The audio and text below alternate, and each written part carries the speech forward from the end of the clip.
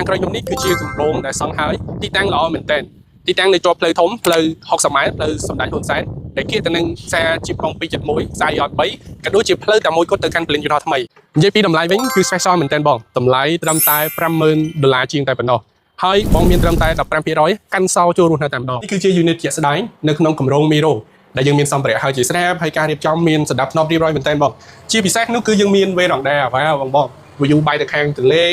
ជិតនឹងខាងផ្លូវ60ម៉ែត្រជិតទៅនឹងផ្សារជីប271ក៏ដូចជាជិតទៅនឹងផ្សារយ៉ន3ក៏ដូចជាផ្លូវងាយស្រួលចេញចូលទៅកាន់ពលានយន្តហោះថ្មីតែម្ដងអញ្ចឹងការរស់នៅផាន់បងគឺល្អមែនទែនបងយើងមិនត្រឹមតែមាន unit បន្ទប់ស្អាតទេបងនៅខាងលើបរិយាកាសខ្យល់បរិសុទ្ធដោយសារជិតទៅនឹងទន្លេហើយតើតើនឹងអាងទឹកក៏ clean ល្អទៀតបងអញ្ចឹងបងយើងមាន unit ស្អាតអាងហេតុទឹកស្អាតបរិយាកាសល្អអាចមកកន្លែងហាត់ប្រាណជីមនេះគឺយើងមានឧបករណ៍ទាំងអស់បងលើកហាត់ធាក់ពុតគឺមានទាំងអស់បងអាចមកមើលជាមួយបងអូននៅគម្រោង Miro អរគុណ